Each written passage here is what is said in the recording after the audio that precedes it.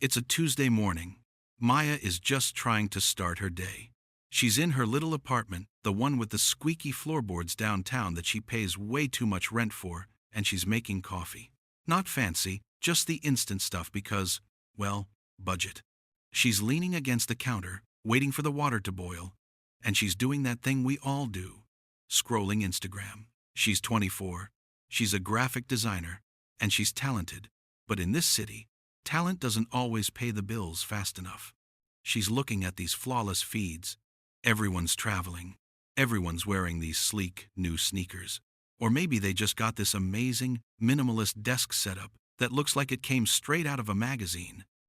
Maya looks down at her own faded blue t-shirt and her slightly scuffed 3-year-old boots. A little knot forms right behind her ribs.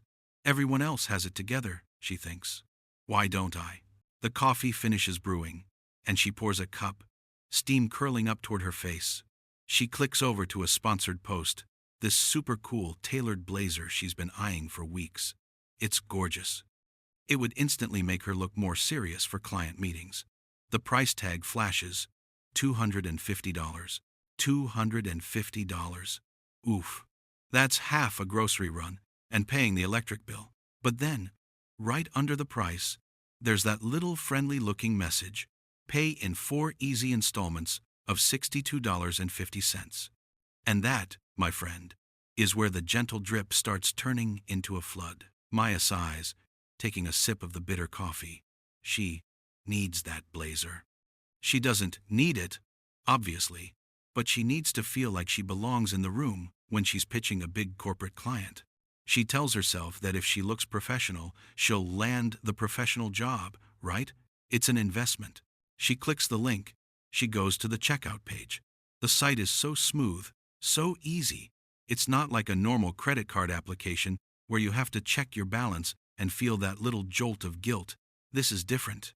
This feels like permission. She enters her debit card info, which is already looking pretty thin after last week's emergency trip to the dentist, and authorizes the first payment. Done.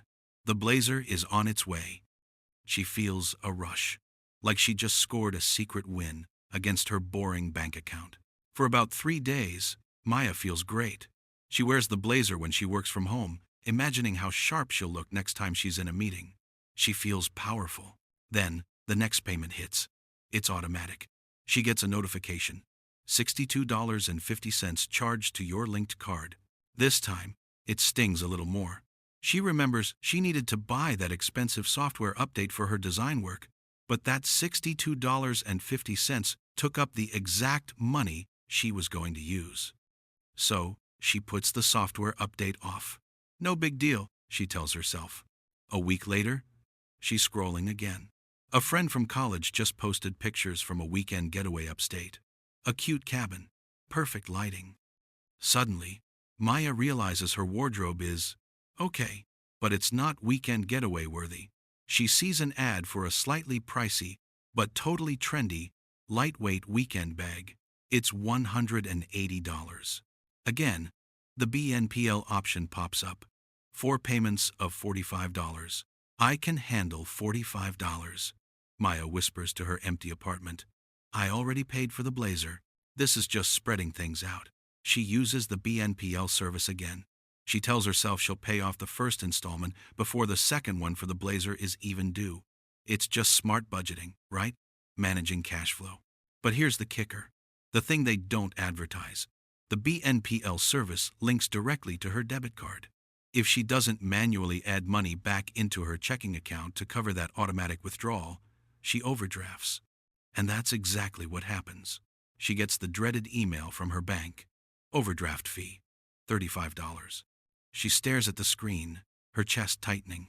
That $35 fee is more than the $17.50 difference between the blazer payment and what she thought she had left. The little knot of anxiety from Tuesday morning? It's back, and it feels like a cold fist squeezing her stomach. The next few weeks become a frantic game of financial whack, a mole for Maya. She realizes she signed up for 3 separate BNPL plans in the span of 10 days. The blazer, the weekend bag, and, because she felt guilty about not having nice things to wear to a friend's birthday dinner, a pair of designer sunglasses. Each service pulls money on a slightly different schedule, but they all hit her bank account without warning if she forgets to check her balance the moment she hits purchase. She's paying $62.50 for the blazer this week, $45 for the bag next week, and $30 for the sunglasses the week after that. On paper, those small payments look manageable. But when you add them up, plus the automatic rent payment that hits on the 1st, and the student loan payment that sneaks up on the 15th, her checking account is just constantly redlining. She starts avoiding looking at her bank app. It's easier not to know how low the number is. She starts skipping lunch, bringing sad peanut butter sandwiches to work instead of grabbing that quick, cheap taco she usually gets. One afternoon, she's getting ready for a client meeting. She pulls out the blazer. It still looks sharp, but she can't find the matching shoes. She realizes the shoes she actually needs are probably another $150. Her heart sinks. She knows she can't afford them, but the thought of walking into that fancy office wearing last year's clunky flats makes her feel exposed. She opens a new BNPL app she sees advertised everywhere. New customer bonus. This one is for a pair of sleek black heels, $120. 4 payments of $30. She checks out. She feels a momentary high of solving the shoe problem, but that feeling dissolves instantly when she looks at her phone screen. She has 4 different payment schedules running now. It's not just one small payment coming out anymore. It's a constant stream of small, mandatory withdrawals that are bleeding her dry. The real panic sets in when the sunglasses payment date rolls around, and she's short. Her checking account dips below zero just before the BNPL company tries to pull the $30. Her bank slaps her with another $35 overdraft fee. So now, instead of owing the BNPL company $30 for the sunglasses, she technically owes them $30, but she's also out $35 to her bank, and she's still out the $62.50 for the blazer and the $45 for the bag. She's paying more for convenience than the items actually cost. Maya feels trapped. She tries to call the BNPL customer service line for the sunglasses, hoping she can shift the date just one day. She waits on hold for 40 minutes, listening to elevator music that sounds way too cheerful. When a person finally picks up, they are robotic. They tell her they can't change the date, but if the payment fails tomorrow, the account will be marked as late, and she'll incur a late fee, which, by the way, can be much higher than the overdraft fees she's already been hit with. The pressure isn't just financial anymore, it's mental. She's stressed at work because she's constantly calculating if her next paycheck will cover all the automatic charges coming out. She's avoiding her friends because she's afraid they'll suggest grabbing brunch, and she knows she can't afford the $20 meal, plus the stress of covering the payments that will surely hit the next day. The lifestyle she thought she was buying into is actually forcing her into isolation because she can't afford the basic social upkeep. She looks at the blazer hanging on the door, and it doesn't look like success anymore. It looks like a cage made of nice fabric. A few days later, Maya is working late. She's exhausted. She's eating instant ramen again, not because she ran out of grocery money this time, but because she's terrified to spend anything that isn't strictly necessary for the next week, just to make sure all those automated pulls go through without another bank penalty. She pulls up her budgeting spreadsheet, the one she usually avoids because reality is painful. She lists every single BNPL payment due over the next month, factoring in the dates they hit her account. When she totals it up, she almost throws her laptop across the room. Between the 4 different services, she's obligated to pay almost $200 before her next full paycheck lands. That $200 wasn't supposed to be due all at once. It was supposed to be manageable drips. But now, it's a flood of mandatory debt payments hitting her slim savings account. That's when it hits her. These services aren't helping her manage money. They are designed to make her spend money she doesn't have, using the illusion of small payments to bypass that mental checkpoint we use when we see a big, scary number. She picks up the phone, not to order anything new, but to start making calls. First call, the BNPL company for the sunglasses. She admits she's short one payment. She begs them not to report it as late, promising that the full amount will clear the day after her direct deposit comes through. It's humiliating, having to beg a computer-generated system for a tiny bit of breathing room. Second call, her bank. She asks how she can opt out of overdraft protection entirely.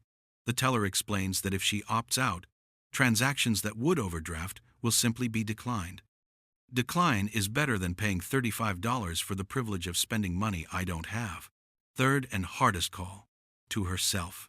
She looks at the sleek, beautiful blazer. It's currently the most expensive piece of clothing she owns, mostly because of the fees associated with the payments for it. She decides she has to cut the cord. She sets a firm rule: no more buy now, pay later. Zero exceptions. If she can't afford the whole thing right now, she doesn't need it. Period. She takes the sunglasses, which she only bought because she felt rushed by the other payment plans, and initiates a return. It's painful, sending back that little dopamine hit she got when she ordered them, but when the refund finally processes, she feels lighter. She puts that money right back into her checking account to cover the next automatic withdrawal for the blazer. It takes her nearly 2 months of very strict budgeting, eating exclusively pantry staples, and saying no to every single social invitation. But she finally clears the last payment on that initial $250 blazer. When the final $62.50 withdrawal goes through, she waits for the panic, but it doesn't come. Instead, she feels this quiet, solid relief. The noise in her head, the constant calculation, the dread of the next notification is gone. She still sees the Instagram feeds. People are still traveling, still buying trendy things. But now, when Maya scrolls, she just sees pretty pictures. She doesn't see an invitation to ruin her finances. She looks at the blazer hanging in her closet, and she finally sees just what it is. A nice piece of clothing that cost her exactly $250. No hidden fees, no anxiety attached. She saved up $100 over the next month and bought a pair of perfectly fine, non-designer work shoes with cash. It was slow. It was boring.